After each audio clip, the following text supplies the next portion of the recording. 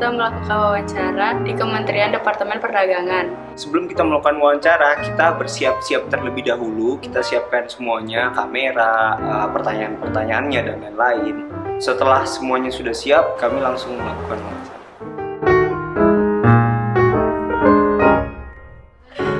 Security atau ketahanan pangan adalah suatu kondisi di mana ketersediaan pangan itu mencukupi bagi setiap warganya dan setiap warga atau individu dapat memperolehnya secara fisik ataupun ekonomi.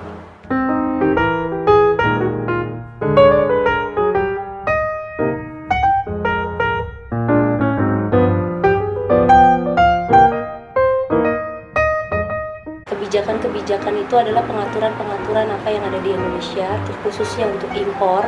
Itu biasanya kita mengacu ada dasar hukumnya. Pertama adalah Undang-Undang Nomor 7 Tahun 2014 tentang perdagangan, di mana dalam hal ini Kementerian Perdagangan melalui Menteri Perdagangan peraturannya itu menerbitkan peraturan untuk pengendalian ekspor dan impor.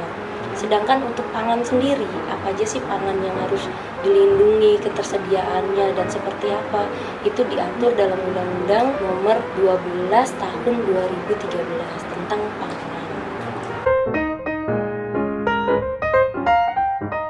Ketergantungan impor, kalau dibilang ketergantungan impor, Indonesia itu nggak bisa 100% bebas impor. Tidak ada satu negara pun di dunia itu yang 100% tidak impor. Karena pada prinsipnya sama dengan manusia, setiap negara itu pasti bergantung dengan negara-negara lain, tidak bisa hidup sendiri dalam satu dunia. Nah, seperti pula dengan Indonesia, apa yang diimpor oleh Indonesia pasti juga istilahnya komoditi atau barang-barang yang tidak dicukupi kebutuhannya di dalam negeri. Kalau terkait pangan, importasinya itu masih banyak karena spesifikasinya berbeda. Contohnya kalau misalnya kita bilang beras, di beras itu kita masih banyak impor, tapi judulnya beras. Padahal beras yang kita impor itu ada jenis-jenis beras tertentu yang nggak ada di Indonesia. Contohnya seperti beras basmati yang orang India konsumsi atau Pakistan konsumsi. Itu kan nggak ada di Indonesia. Atau ada beras japonica, yaitu beras yang tidak bisa diproduksi oleh Indonesia. Dan juga kalau misalnya ngelihat kultur Indonesia yang pertaniannya untuk beras itu belum tersebar secara merata di Indonesia, misalnya di daerah perbatasan, terus kalau untuk mencukupi ketersediaan pangan itu beberapa kita mengimpor. Tapi kebijakan mengimpor ini apabila di dalam negeri itu tidak ada beras sama sekali atau memang kurang untuk beras sama sekali. Kenapa kita dimungkinkan membuat pengaturan eksklusif beras di Indonesia? Karena Indonesia itu sudah meratifikasi di WTO untuk beras dan susu. Indonesia itu punya privilege khusus kalau dia akan mengatur importasinya karena dia termasuk sensitif produk.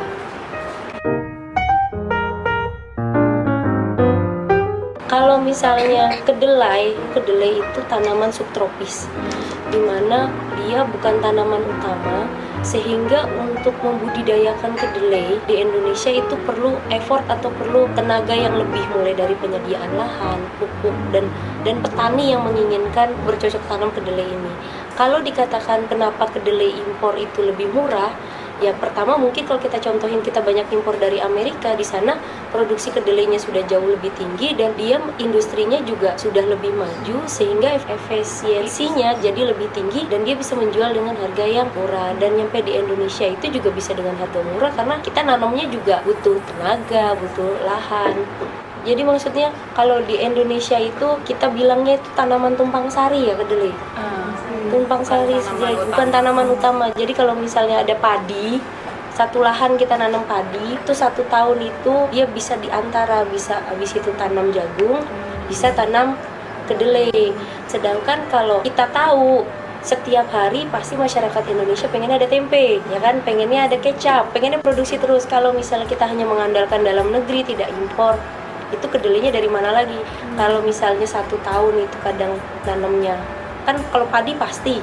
Nah ketika nggak nanam padi kan antara ditanam jagung atau ditanam kedelai. Kalau pada saat itu harga jagungnya yang bagus, otomatis petani nanamnya jagung karena tumpang sari dia, bukan tanaman utama. Nah itu yang menyebabkan adanya impor kedelai dan kita agak susah, bukannya tidak bisa menanam kedelai, pasti bisa lahan Indonesia subur, bisa dicocokin banyak tanaman, tapi tidak bisanya itu prioritasnya.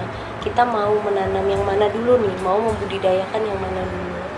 Nah, sedangkan konsumsi masyarakat itu tidak bisa menunggu. Sementara tanamannya ada, disuruh jangan konsumsi kedelai itu nggak bisa. Jadinya kita subsidi silang nih, berasnya dari kita murni, berasnya kita produksi beras. Nah, untuk kedelainya kita setengah impor, setengah dalam negeri.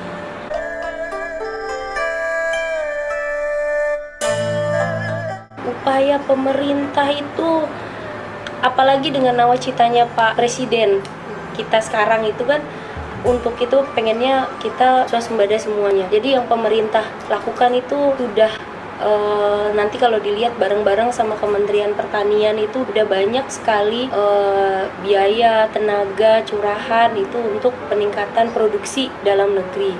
Contohnya itu di tahun 2015 itu kita nggak ada impor beras sama sekali. Cuma di ujung tahun itu kita ada impor beras karena pada saat itu kita mengantisipasi adanya El Nino.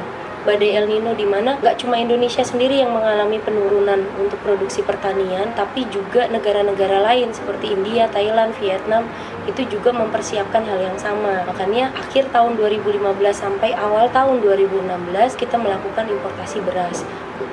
Dan hanya dilakukan oleh Bulog yang diperuntukkan untuk cadangan negara. Jadi apabila tidak ada, baru kita menggunakan Bulog. Itu bisa diartikan sebagai upaya dari pemerintah.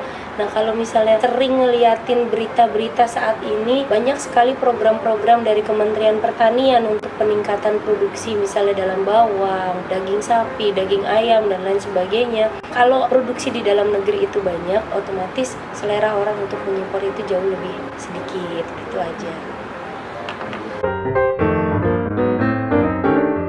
Tidak semua negara memiliki bahan pangan yang mereka butuhkan.